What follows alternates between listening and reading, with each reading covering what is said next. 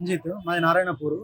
ఏదైతే మాకు గతంలో ఇప్పుడున్న ప్రస్తుత ఎమ్మెల్యే గారు మెడికల్ సత్యం గారు మా ఊరు హనుమండ మీద ఒట్టేసి మా ఊరిని ముంపు గ్రామంగా ప్రకటిస్తా అని అయితే చెప్పిండు. ఆ ముంపు గ్రామం చేయాలని చెప్పి మా ఊర్లో రీలే నిరాహార దీక్ష ప్రారంభించడం జరిగింది. ఈ రోజుకి 12వ రోజు. మమ్మల్ని ఎవ్వరు కూడా పట్టించుకుంటలేరు. మా ఎమ్మెల్యే గారు కూడా మాది చూస్తలేరు. అబ్బో, ఇక్కడ కేజీ చీరలు కొంటే అర కేజీ చీరలు ఫ్రీ అంట. మంగళ్య షాపింగ్ మాల్, కేజీల్లో సేల్, టన్నుల్లో ఆనందం. ఇప్పటికైనా రావాలని చెప్పి మొన్న గతంలో ఒక వారం కింద వర్షం కొడితే 8 ఇళ్ళు కూలిపోయినాయి. ఇప్పుడు ఈ వర్షాలు ఇట్లే కొట్టి మా చెరువు లేకపోతే వచ్చే ఒక సంవత్సరం 6 నెలల్లో మా 80% ఇల్లులు కూలిపోయి మేము భిక్షం ఎత్తుకునే పరిస్థితి వస్తుందని చెప్పి ఈ రోజు 12వ రోజు నిరసనగా మేము భిక్షాటనకు వచ్చినాం గంగారికి. మా ఎమ్మెల్యే గారికి మేము వేడుకుంటున్నాం, తక్షణమే మీరు దిగు వచ్చి మా ఊరిని ముంపు గ్రామంగా ప్రకటించి అవార్డు ప్రకటించి జీవోని తీసుకురావాలని చెప్పి మేము మనస్ఫూర్తిగా మా ఊరి ప్రజల పక్షాన నేను కోరుకుంటున్నాను. మేము ఈరోజు నిరసనలో భాగంగా భిక్షాటన చేస్తున్నాము. మా గ్రామాన్ని ముంపు గ్రామంగా ప్రకటించాలని మేము 12 రోజులుగా రిలే నిరాహార దీక్ష చేస్తున్నాము. అందులో భాగంగా ఈరోజు భిక్షాటన చేస్తున్నాము. మా గ్రామాన్ని ముంపు గ్రామంగా ప్రకటించాలని ఎమ్మెల్యే మెడికల్ సత్యం గారిని కోరుతున్నాము.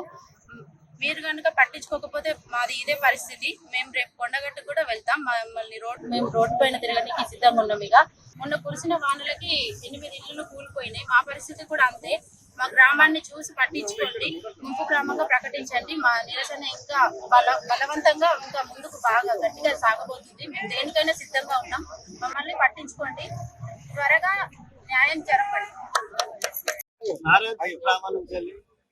ముంపు బాధితులుగా మాట్లాడుతున్నాం. మాకు ఎమ్మెల్యే గారు మాట ఇచ్చిన ప్రకారం, గతంలో మాట ఇచ్చిన ప్రకారం మాకు ముంపు గ్రామంగా ప్రకటించాలి.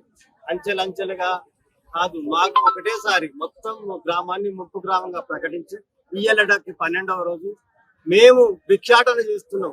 మీరు గిట్లా ప్రకటించకపోతే మాకు ఇటు భిక్షమెత్తుకొని పిలుచుకోవలసిన పరిస్థితి ఏర్పడుతుంది. కాబట్టి మీరు మా యందు దయ ఉంచి మమ్మల్ని ఊరు మొత్తాన్ని ముంపు గ్రామంగా ప్రకటించి మీరు ఇచ్చిన మాట నిలబెట్టుకోవాలని కాంగ్రెస్ ప్రభుత్వాన్ని వేడుకుంటున్నాం.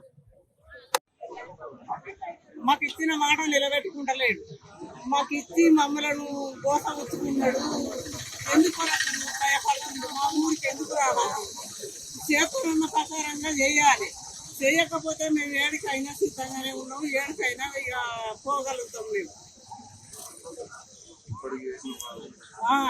నారాయణపూర్. నా పేరు రంజిత్. అయితే ఏదైతే మాకు ఇప్పుడు ప్రస్తుత ఎమ్మెల్యే గారు ఒక హామీ ఇచ్చారు, గుడి మీద ఒట్టేసి మేము ముంపు గ్రామం ప్రకటిస్తానైతే ఏదైతే కొట్టేసిండు, నాకు మొన్న వర్షానికి 8 ఇళ్ళు ఊలిపోయినాయి.